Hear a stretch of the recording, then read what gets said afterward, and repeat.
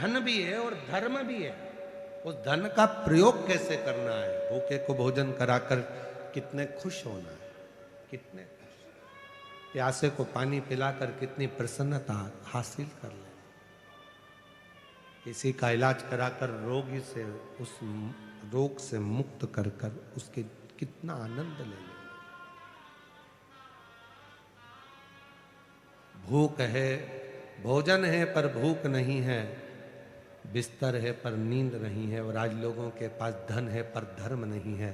पर जिसको देखना है एक बार श्री रसिक लाल जी माणिक चंद जी धारीवाल परिवार में आकर देखो कि धन भी है तो धर्म भी है। दोनों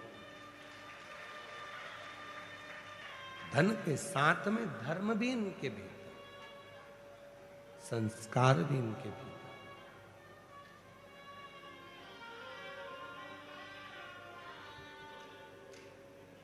तो जब धन के साथ में धर्म रहता है तो जीवन का सारा सुख, सारा आनंद, जीवन का सारा सुख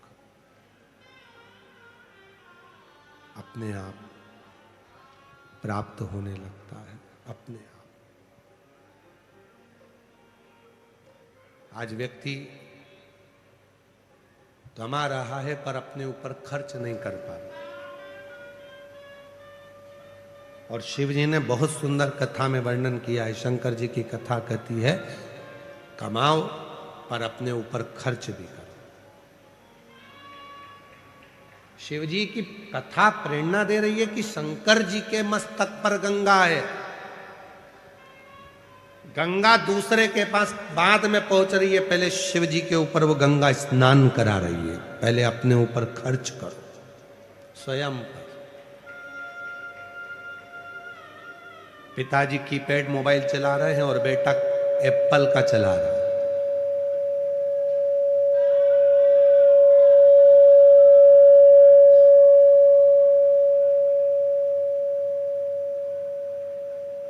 एक तो ये साउंड वालों की ऐसी आदत है, भगवान शुरू में एक बार सेट हो गया था, फिर धीरे से उंगली करके फिर बढ़ा दो, फिर ऐसा कर दो, फिर वैसा कर दो।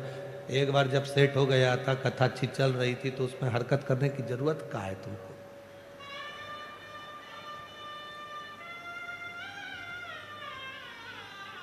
भगवान मालिक है इनका।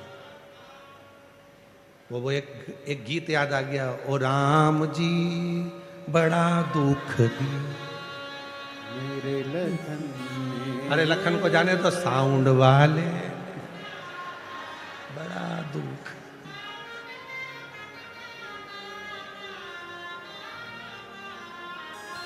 और क्या बोले? बहुत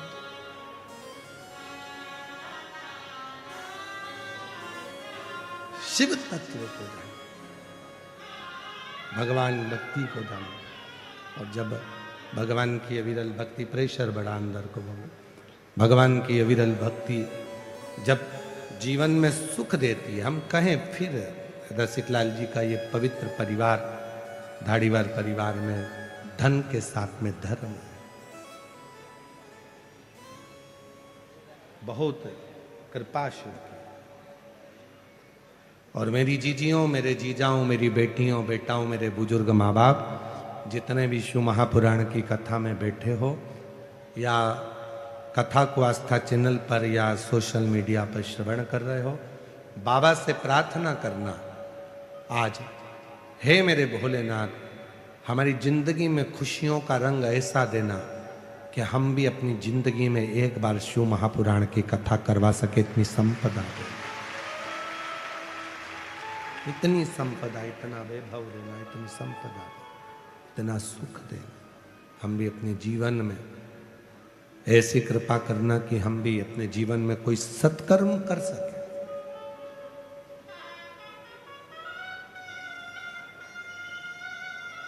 सुख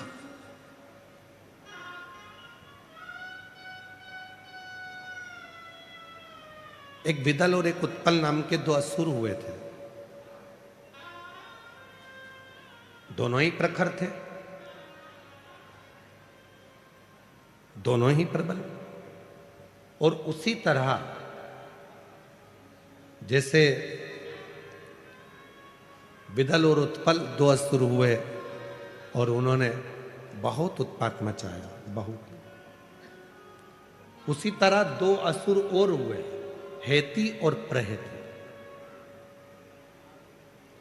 एक का नाम था हेती और दूसरे का नाम था प्रहेती।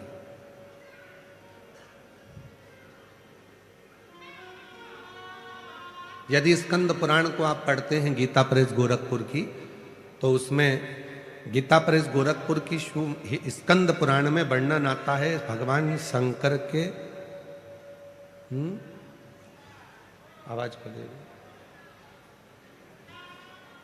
स्कंद पुराण में वर्णन आता है कि भगवान शिव के पुत्रों में हेती और प्रहेती की भी कथा आती है। ये दोनों असुर हैं, हेती और प्रहेती दोनों असुर हैं, दोनों। जैसे आज होलिका का दहन होता है, होलिका जला रहे हैं, होलिका का दहन कर रहे हैं, कौन है? हिरण्यकशिपु, हिरण्याक्ष की बहन।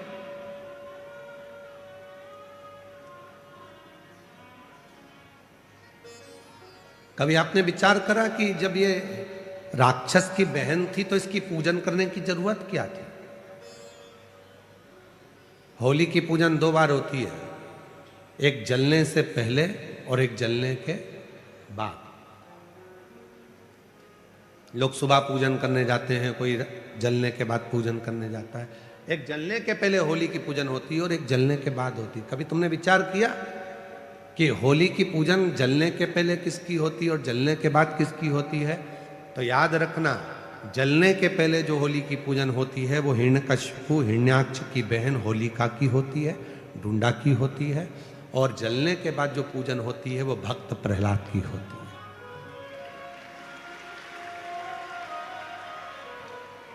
तो हम सनातनी, हम हिंदू, हम सनातन धर्म को धारण करने वाले, हम इस राक्षस की बहन की पूजन क्यों करें? हिरण्यकशिपु की बहन की पूजन क्यों करें? तो शिव महापुराण में चरित्र आता है हिरण्यकशिपु की बहन का। श्रीमद् भागवत में भी चरित्र है, विष्णु पुराण में भी चरित्र है, नरसिंह पुराण में चरित्र है, स्कंद पुराण में चरित्र है। हिरण्यकशिपु की बहन का नाम था ढूंढा। क्या नाम था? जम के बोलो, ढूंढा। इसलिए होली में लकड़ी नहीं जलाते, मोटे मोटे ढूंढ जलाते। मोटे मोटे जो लक्कड़ होते हैं उसको ढूंढ कहा जाता, तो वो जलाते होली में। लकड़ी नहीं, ढूंढ, मोटे मोटे लक्कड़।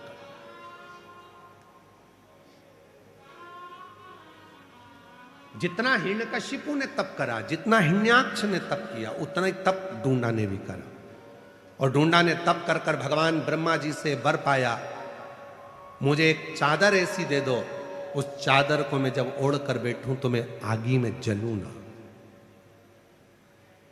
ब्रह्मा जी ने तथास्तु कहकर एक चादर ढूंढा को दे दी, होलिका को दे दी। जब समय आया, प्रहलाद को ले जाकर पानी में डाला, सब में डाला, पर वो मरा नहीं। तब अपनी बहन से हिरण्यकशिपु ने कहा कि तू अपने भतीजे को लेकर, तू बुआ है, वो भतीजा, अपने भतीजे को लेकर गोदी में बैठ जा, आगी में चादर ओढ़ लेना, तू बच जाएगी, भतीजा जल जाए।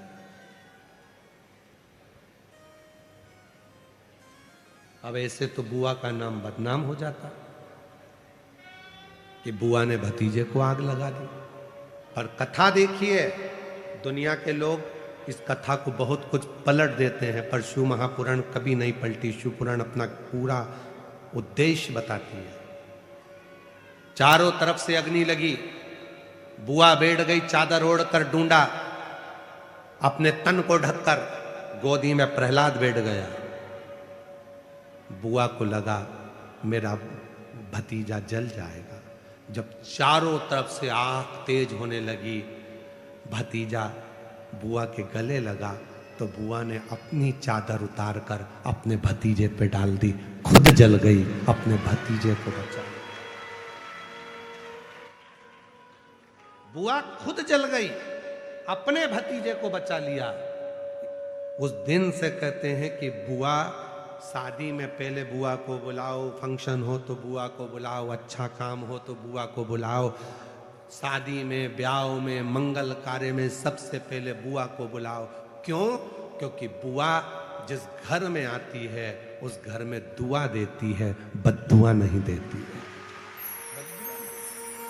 बुआ जब मंगल कार्य में, शादी में, विवाह में, फंक्शन में आती है तो उस घर के सारी बुराइयों को बुआ अपनी झोली में भरकर बाहर फेंक देती है और अपने भाई के घर में, अपने मायके में दुआ देती है, सब फलो फूलो, उन्नति करो। वो बुआ। अब बताओ, ऐसी बुआ की पूजन करोगे कि नहीं करोगे? जम के तो बोलो। इसीलिए हमारे यहाँ होली जलने से पहले, इसीलिए उसका नाम था डूंडा। मरने से पहले उसने अच्छा काम कर कर भगवान की होली, इसलिए उसका नाम हो गया होली। अच्छा काम कर कर भगवान की होली, तो फिर उसका नाम होली हो गया। और वही होली का, इसलिए जलने से पहले जो पूजन होती है वो बुआ की होती है कि इतनी अच्छी बुआ जिंदगी में कभी नहीं मिल सकती जो खुद जल गई और अपने भतीजे को बचा लिया।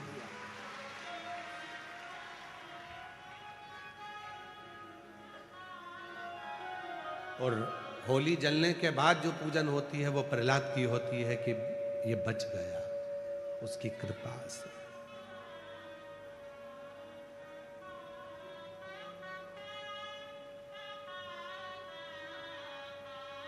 बुलाए होली का जो तुम कहे, ये असुर है। जरूरी नहीं कि असुर का दिल नहीं होता। हो सकता है कोई व्यक्ति बहुत गुस्सा करता है, क्रोध करता है, अपशब्द बोलता है, बहुत ज्यादा आड़ा टेढ़ा बोलता है। हो सकता है वो भी बहुत प्रेम करता है, बहुत प्यार करता है। कभी कभी प्यार में भी क्रोध आ जाता है। जिसको बहुत चाहो और वो सुनता नहीं ना, तो फिर गुस्सा आ जाता है। कभी कभी झगड़ा भी होता है, ऐसा नहीं है कि झगड़ा नहीं होता। आपका अपनी पत्नी से होता होगा, पत्नी का पति से होता होगा, बच्चों का भी होता है, बहन भाई से। पर कभी कभी शंकर का जो भक्त होता है ना, वो भी महादेव से झगड़ा कर लेता है। कभी कभी वो भी झगड़ा करता है।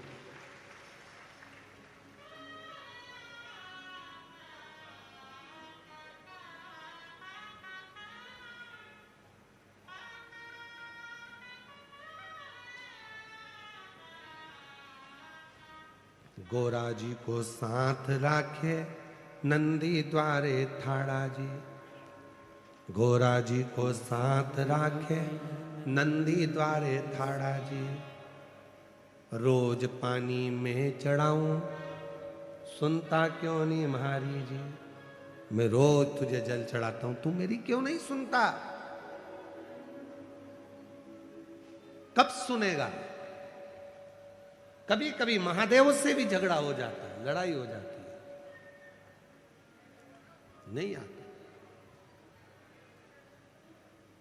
हेती और प्रहती ये दोनों असुर हैं, दोनों राक्षस हैं। पर उसमें हेती और प्रहती में जो प्रहती है वो थोड़ा सा नम्र स्वभाव का असुर है। वो विश्वास भी करता है भगवान पर, नारायण पर थोड़ा भरोसा, शिव जी पे भरोसा है।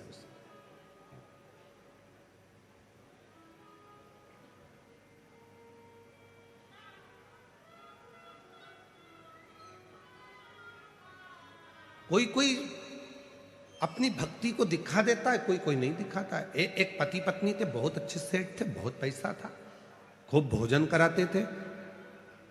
धर्म पत्नी अपने पति से कहती थी, देखो मैंने इतने सारे लोगों को भोजन करने बुलाया है, तुम दक्षिणा दो। पति कह देता, मैं नहीं दूंगा, तू दे। मैं मंदिर जाती हूं, तुम मंदिर चलो। पति बोला, मैं नहीं जाऊंगा, तू जा।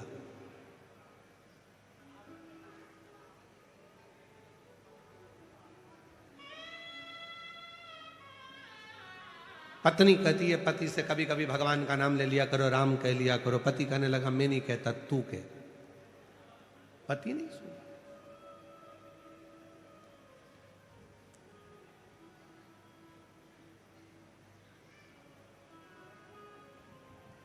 एक दिन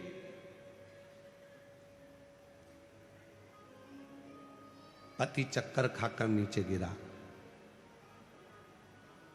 और बहुत सारे लोगों ने देखा, उठा, जल का छींटा दिया। पति उठा तो लोगों ने कहा, महाराज सेठ जी आज गजब काम हुआ, तुम्हारे मुख से कभी राम का नाम नहीं सुना था, पर आज राम तुम्हारे मुख से निकल गया।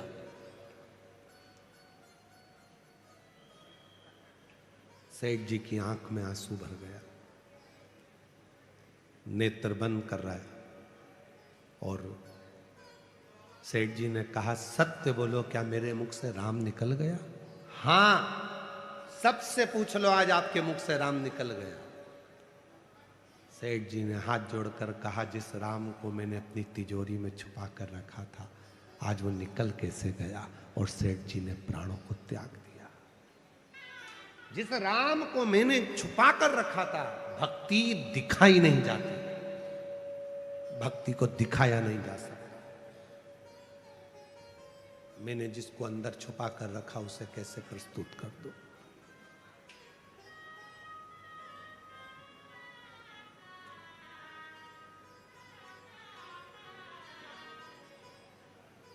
जिसको मैंने अपने भीतर छुपा कर रखा, उसे प्रस्तुत हो। तो तुम कह रहे हो कि राम निकल गया, तो फिर राम निकल गया तो शरीर का मतलब ही क्या? राम भीतर हो। शिव महापुराण की कथा कहती है, मानव के जीवन में जब तक मनुष्य की श्वास चल रही है तो समझ लेना उसकी श्वास में शिव है। शिव है तो शरीर है, शिव गया तो शव बन गया, फिर वो शव बन जाता है, वो शरीर नहीं रहता।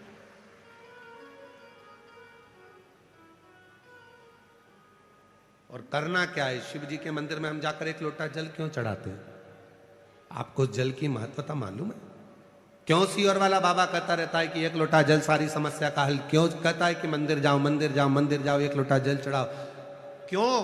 क्या पड़ी उनको? शिव महापुराण की कथा कहती है, जब श्वास रूपी शिव शरीर में रमण करता है तब तक शरीर है। शिव श्वास बंद हो जाती है तो शरीर शव बन जाता है। इस श्वास रूपी शिव को मंदिर में जो शिवलिंग होता है, वो पूरी सृष्टि का भाग होता है। उस पे जब हम जल चढ़ाते हैं, हमारी जो शिव रूपी श्वास निकलती है जल चढ़ाते समय, वो तरंगे शिवलिंग पर जब पड़ती है तो ये शिवलिंग और ये श्वास का जब मिलन होता है तो हमारी श्वासों में हम जो कामना करते हैं, वो कामना भोलेनाथ को पूरा करना ही पड़ता है। अगर वो पूरा ना करता, यदि वो कृपा की ना होती जो आदत तुम्हारी, तो सुनी ही रहती अदालत तुम्हारी। गरीबों के दिल में जो तुम जगा